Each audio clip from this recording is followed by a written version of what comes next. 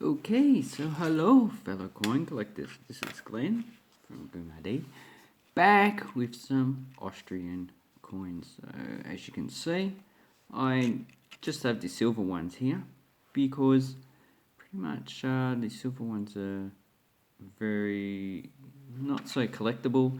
There isn't that much demand for Austrian coins, especially the base metal ones, so the 2 groschen to the 10 shilling or 20, the 20 shilling sort of collectible because they change those every year.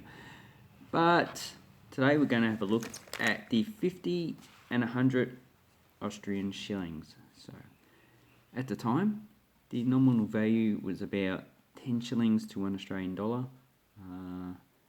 That's been pretty much the exchange rate since the 1980s to 2002. So this coin here, 50 shillings, would have been worth about $5. And then we have the 100 shillings. This would have been equivalent to $10. And as you can see, it's actually a big silver coin. So let's just have a look at the coins, and then we'll get along with were these actually good to collect in 1974 to 78, 79, when they were actually issued. So on the 50 shillings, this is actually a design by Heigar Venish, and as you can see, it has the different coat of arms of the different states of Austria. So I can't remember which all these states are. I did look it up. I believe that might be Vienna. You got Burgenland and all the other states. So that's actually quite nice, making a federation of Austrian states. But Austria is actually a centralised place. And then we have Republic. So you know what that is? Österreich. So Eastern Empire, which is just pretty much the name of Austrian German. And 50 shillings as value.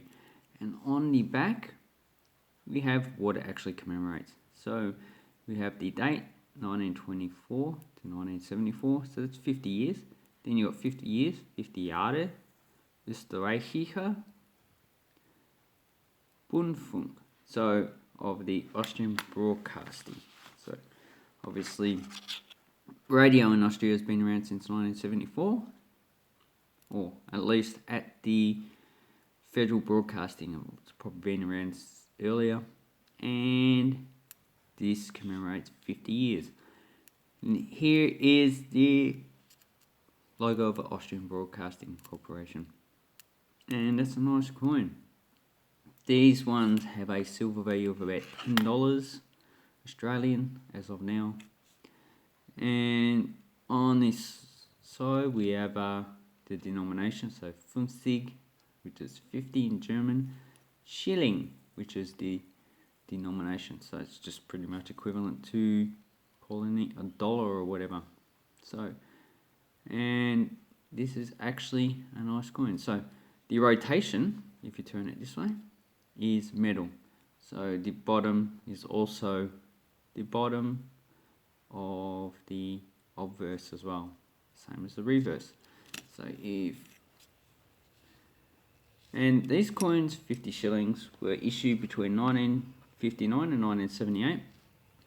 And then we have the 100 shillings.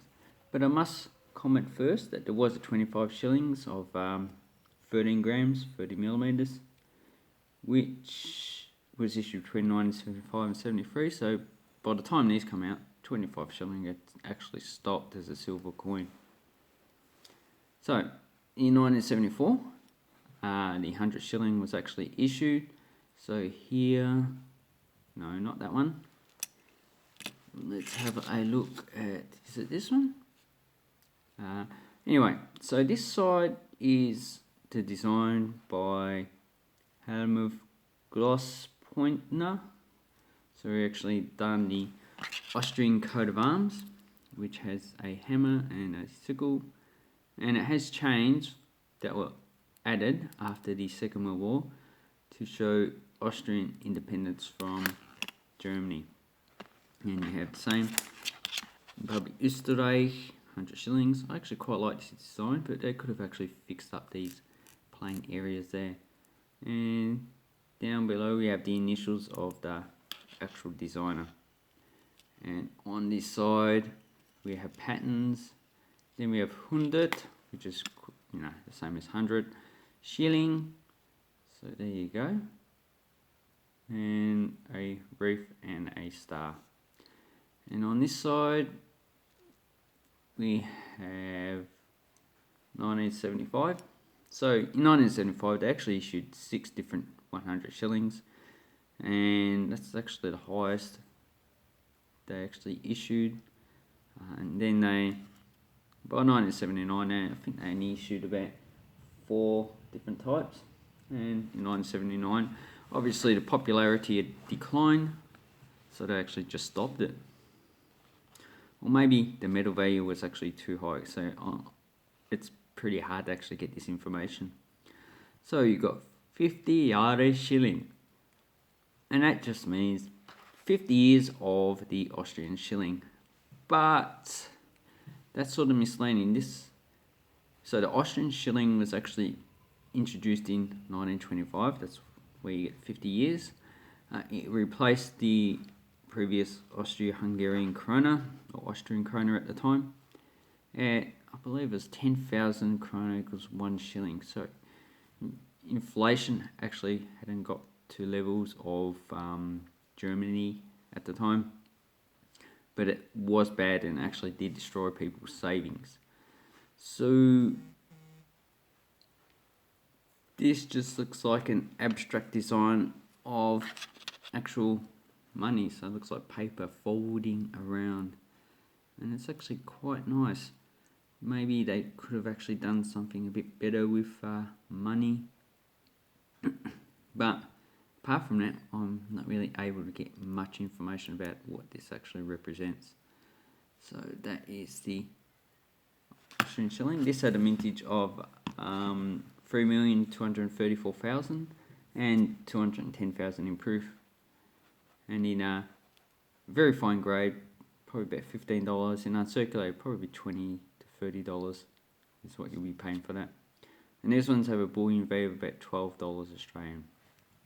Then we have two that were issued in 1978. So as you can see, I presume these would have actually had folders or covers, but over time have actually been lost. So this one has 1,100 years of Villach, which is a town. So founded in, as you can see, 878, and 1,100 years is 1978. So they wanted 1,000 years, they would have had to issue a coin in 1878, which, yeah, I don't think the Austrians were pretty interested in issuing coins to commemorate towns. So in the 1800s, but in the 1900s it become a lot more freer. So here's the coat of arms of the actual town, and here is the coat of arms Corinthia. So if we have a look at this one again, so Corinthia is this one, and it actually has the Austrian flag and the Corinthian lions. So, and the actual flag of Corinthia is yellow, red and white stripes. There you go, from top to bottom. Same way the Austrian flag is. So that's Villach. And then the last coin we have, so it's a nice beautiful design that is Gmunden. And Gmunden is actually in Upper Austria, or Österreich, so Upper Austria. And as you can see, we have a building, and that is actually the Schlossort. So the Schlossort is the main building. It's actually looks like it's on an island connected by a causeway. But they actually have a lot of nice buildings around. The Villa Toscana, the Toscan Villa, actually looks nice. But yeah, that's what that commemorates. The 700 year of the Jubiläum der Stadterhebung von the date. So as you can see, they just really just took dates and decided what are we going to do this year. So 700 years really isn't a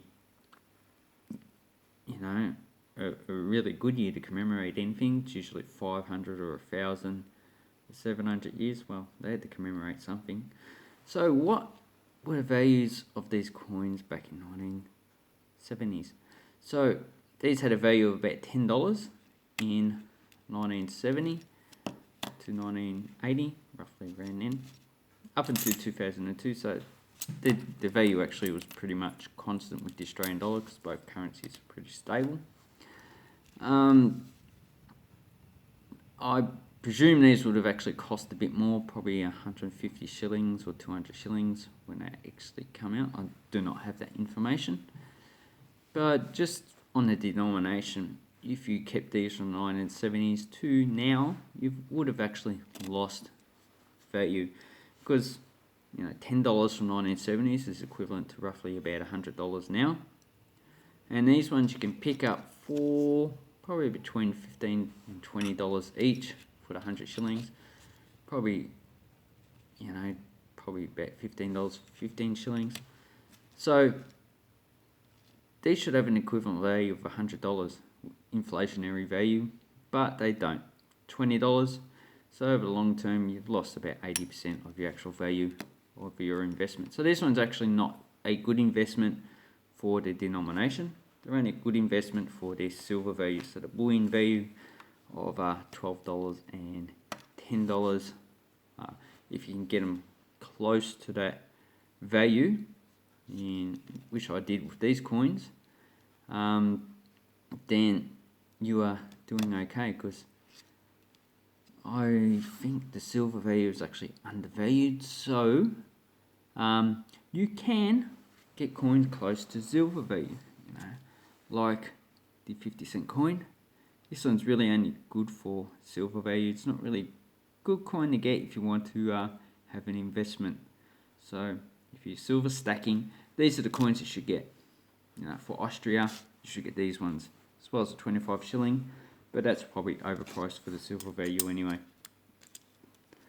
So those are Austrian silver commemorative coins of the 70s. The ones that are 50s are probably really hard to get because they're lower minted and they're more in demand. Anyway, I'd like to say thank you very much. I'll leave a link down below to Austrian coins on eBay because that's where I got these. See, no problem really with eBay. Just like any other coin shop, sometimes you're going to have problems, but most of the time you don't. And I thank you very much for watching my video. Give it a thumbs up, subscribe to my channel. Have an awesome coin collecting time. Thank you and bye bye.